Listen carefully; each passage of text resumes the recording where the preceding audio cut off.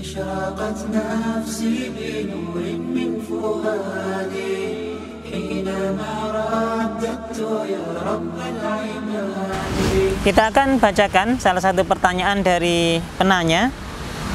Assalamualaikum warahmatullahi wabarakatuh. Bagaimana hukum BPJS? Tolong dijelaskan menurut hadis atau dalil yang sahih. Terima kasih. Tentang BPJS, pembahasan ini sudah sering dibahas oleh para ahli ilmu, terutama di Indonesia, dan kita tahu bahwa BPJS umumnya dilakukan dengan cara mandiri, perseorangan dengan tingkatan-tingkatannya, atau yang kemudian dilakukan oleh lembaga yang memiliki karyawan atau pegawai.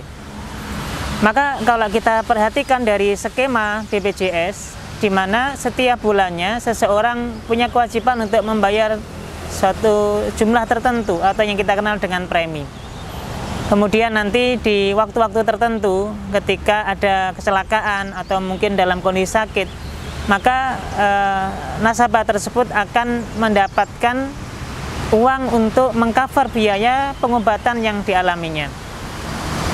Kalau model skema atau skema BPJS adalah seperti itu, maka kita bisa simpulkan bahwasanya ada 3 hal yang perlu kita cermati dalam akad BPJS seperti ini. Yang pertama adalah unsur gharar. Ketika orang menyetorkan sejumlah uang dengan jumlah yang pasti, misalnya 100.000 atau mungkin kurang dari itu, kemudian setiap bulan dia bayar, dan kemudian nanti ketika dia sakit atau kecelakaan baru akan mendapatkan dari imbalan apa yang telah dia alami tadi dari kecelakaan tadi, maka ini gharar. Karena sesuatu yang pasti dibayar dengan sesuatu yang pasti, jumlah yang pasti, tapi kemudian tidak mendapatkan imbalan yang pasti. Kemudian yang kedua, BPJS ini juga mengandung unsur judi. Di mana judinya? Ketika seorang membayar sejumlah uang premi tadi, kemudian dia nanti akan melakukan mukhatarah, untung-untungan.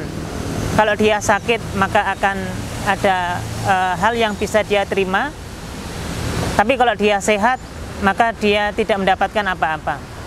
Maka disinilah unsur untung-untungannya. Dan tentu kalau dia sakit seolah-olah mendapatkan keuntungan karena dia akan mendapatkan biaya dari apa yang telah dia bayarkan tadi. Maka keuntungan atau untung-untungan atau judi seperti ini yang dilarang. Kemudian yang ketiga, BPJS ini juga mengandung unsur riba fadl, di mana orang membayar sejumlah uang, kemudian dengan jumlah itu dia akan menerima dengan penerimaan yang lebih besar. Taruhlah dia hanya membayar mungkin di angka 10 juta, tapi ketika dia sakit, masuk rumah sakit, bisa jadi yang dia terima lebih dari itu, 15 juta atau mungkin 20 juta dari yang dirembeskan dari pembiayaan rumah sakit tersebut. Maka inilah yang disebut dengan riba fadl. Maka kalau kita simpulkan dalam akad BPJS itu ada 3 hal. Yang pertama adalah ada unsur ghararnya, ketidakpastiannya. Kemudian yang kedua ada unsur judinya atau untung-untungannya. Kemudian yang ketiga ada unsur riba fadl. Dan tentu 3 hal ini dalam fikih muamalah kita dilarang, kita diminta untuk menjauhi 3 hal ini.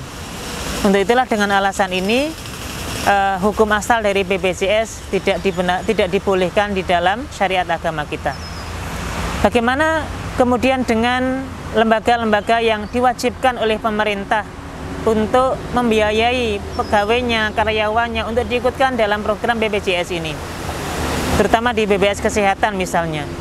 Maka karena ini menjadi sesuatu yang mengikat, yang ditetapkan oleh suatu kebijakan pemerintah, maka pada dasarnya dibolehkan untuk mengikuti program tersebut. Bagaimana pegawai yang mendapatkan reimburse dari dana BPJS ini? Maka dibagi menjadi 2. Kalau dia orang yang mampu, pada hakikatnya dia hanya boleh mengambil dari premi persis yang dia sudah bayarkan. Kalau ada kelebihan maka dia tidak boleh mengambilnya. Yang kedua, kalau dia adalah orang yang miskin, yang kurang mampu dan seterusnya, maka dia dibolehkan karena faktor miskinnya tadi. Ala kulli hal, kalau kita bisa membuat sistem asuransi yang lebih syar'i, lebih syariah, dan kita bisa kelola sendiri, dan itu dibolehkan secara hukum, maka lebih afdalnya kita membuat sistem itu sendiri, kita jalankan program BPJS ini sendiri, sehingga insya Allah kita bisa menjalankan asuransi ini dengan prinsip-prinsip syariah yang dibenarkan. Wallahu a'lam bishawab. Assalamualaikum warahmatullahi wabarakatuh.